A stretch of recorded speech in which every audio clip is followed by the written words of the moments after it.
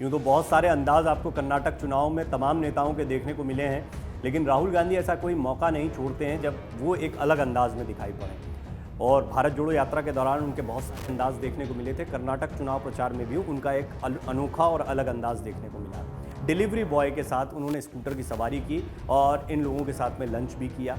इस दौरान राहुल ने उन लोगों से उनकी ज़िंदगी के बारे में तो बातचीत की, साथ ही साथ में कुछ व्यवसायी भी यहाँ पर बैठे हुए थे। तो स्थानीय व्यवसायियों से उन्होंने कहा जीएसटी का असर, तो वो कहते हैं कि जीएसटी का बड़ा बुरा असर पड़ा है, धंधा चौपट हो गया। तो कुल मिलाकर उनके जो राजनीतिक मुद्दे रहे हैं वो भी कहीं ना कहीं वो इसमें बीच में बातचीत में उठाकर लाते हैं। प्रियंका गांधी ने इसी दौरान प्रधानमंत्री मोदी पर एक बार फिर करारे हमले किए। तो राहुल का अनोखा अंदाज और कैसे फिर प्रियंका ने हमला किया पीएम मोदी पर, इसको ज़रा मैं आपको डिटेल में इस रिपोर्ट में बताता हूँ। कर्नाटक में विधानसभा चुनाव के प्रचार के अभियान का अंतिम चरण चल रहा है। इस दौरान सभी पार्टियां अपने स्टार प्रचारकों के साथ पूरे दमखम के साथ चुनावी मैदान में हैं। कांग्रेस की तरफ से पार्टी अध्यक्ष और कर्नाटक से संबंध रखने वाले मल्लिकार्जुन खड़गे के अलावा गांधी परिवार ने ताबड़तोड़ रैलियां की। राहुल ने की, प्रियंका ने की और एक रैली सोनिया गांधी ने भी की। कर्नाटक में अपने चुनाव प्रचार के दौरान रविवार को कांग्रेस नेता और वायनाड के पूर्व सांसद राहुल गांधी का अलग ही अंदाज देखने को मिला। राहुल गांधी ने बेंगलुरु में एक फूड डिलीवरी बॉय के स्कूटर पर सवारी का मजा लिया। कांग्रेस नेता राहुल गांधी ने बेंगलुरु में गिग वर्कर्स और डिलीवरी पार्टनर्स से भी बातचीत की। वो अपने होटल तक पहुंचने के लिए लगभग 2 किलोमीटर तक डिलीवरी बॉय के स्कूटर पर सवार हुए। वीडियो में देखा जा सकता है कि स्कूटर पर वो पीछे बैठे हैं, हेलमेट पहनते हुए नजर आ रहे हैं। इतना ही नहीं, राहुल गांधी ने डंजो, स्विगी, जोमेटो और ब्लिंकिट के गिग वर्कर्स और डिलीवरी पार्टनर्स से भी मुलाकात की और उनके साथ लंच भी किया। राहुल गांधी ने बेंगलुरु में गिग वर्कर्स और डिलीवरी बॉय का काम करने वाले लोगों के साथ डोसा खाया। इस दौरान राहुल ने उन लोगों की ज़िंदगी के बारे में बातचीत की। इस दौरान वर्कर्स को उनकी समस्याओं का हल करने का राहुल गांधी ने आश्वासन दिया। राहुल गांधी के ये दोनों वीडियो सोशल मीडिया पर खूब वायरल हुए। पहले तो उनकी समस्याएं क्या है, दूसरा इनके साथ मुलाकात क्यों की, ये समझ लीजिए। दरअसल इसको बहुत अच्छे से समझाया हमारे खास कार्यक्रम खबरों के खिलाड़ी में अशोक वानखेड़े ने। वरिष्ठ पत्रकार हैं और कर्नाटक की सियासत को भी बड़े करीब से जानते समझते हैं।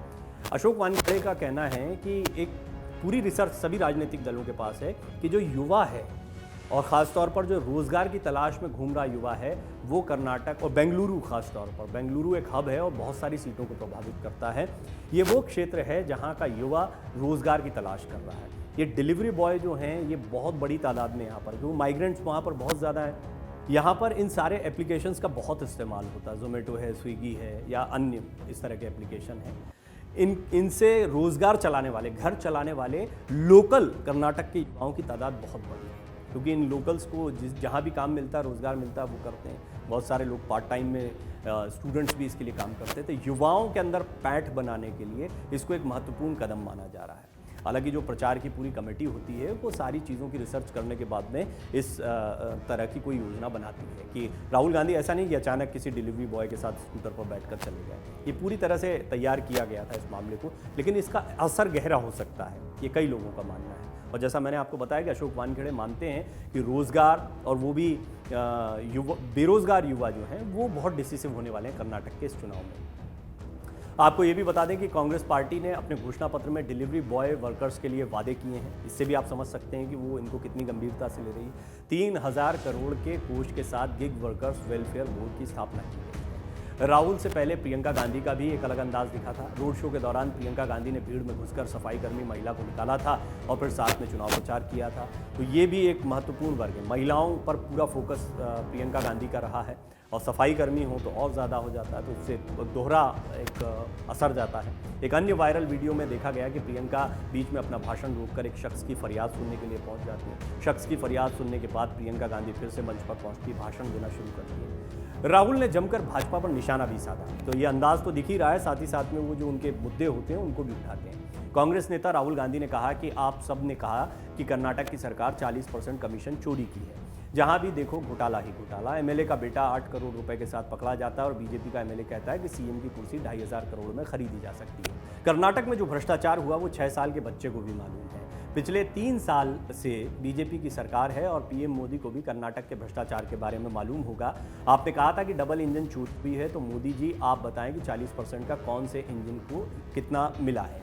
राहुल ने खुद की लोकसभा सदस्यता जाने वाला मुद्दा भी सभा में उठाया और कहा कि मैंने लोकसभा में भ्रष्टाचार का सवाल उठाया तो मुझे लोकसभा से अयोग्य ठहरा दिया गया और जो यहाँ भ्रष्टाचार कर रहे हैं उनके खिलाफ प्रधानमंत्री कोई कार्रवाई नहीं करते। प्रधानमंत्री यहाँ आते हैं और कहते हैं कि कांग्रेस पार्टी ने मेरे ऊपर 91 बार आक्रमण किया, 91 गालियों वाला जो मुद्दा था। पहले आप ये बताएं कि कर्नाटक भ्रष्टाचार के बारे में आपने क्या किया या जांच कर कितने लोगों को जेल में डाला है।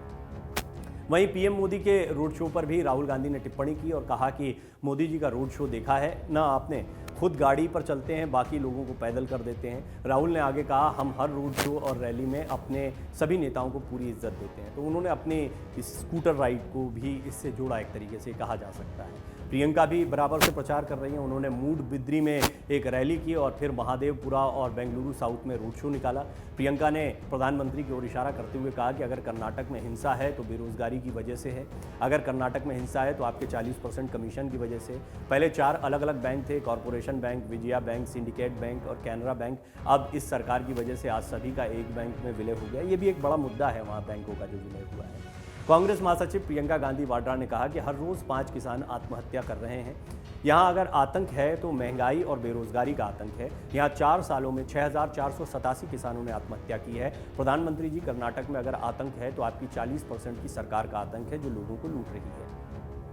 प्रियंका ने कर्नाटक की जनता से कहा कि चुनाव का समय बदलाव लाने का समय होता है। हमारी सरकार आपके लिए काम करने का वादा करती है तो उसे पूरा करती है। आपने कांग्रेस शासित राज्यों में देखा होगा, राजस्थान की सरकार हाल ही में महंगाई के राहत कैंप चला रही है। तो राजस्थान का भी उन्होंने जिक्र किया कि जहां हमारी सरकार है वहां हम किस तरह से काम कर रहे हैं। लेकिन ओवरऑल देखा जाए तो ये डिलीवरी बॉय वाला जो दांव खेला गया है ये बहुत महत्वपूर्ण दिखाई पड़ता है। चुनाव के आखिरी दिनों में, प्रचार के आखिरी दिनों में ये दांव खेला गया है और इनको लेकर घोषणा पत्र में भी वादे किए गए हैं। और जैसा मैंने आपको बताया कि 33% जो ऐसे युवा हैं ये बहुत प्रभावित कर सकते हैं इस बार के चुनाव को। तो कहीं ना कहीं युवाओं में अपनी लोकप्रियता, अपनी घुसपैठ को बढ़ाने के लिए कांग्रेस ही प्रयास कर रही है। राहुल और प्रियंका के चेहरों को सामने रखा गया है। महिला मतदाताओं को रिझाने के साथ साथ में डिलीवरी बॉय या जो गिग वर्कर्स होते हैं उनको भी साथ में जोड़ने का प्रयास राहुल गांधी और कांग्रेस करते दिखाई दे रहे हैं।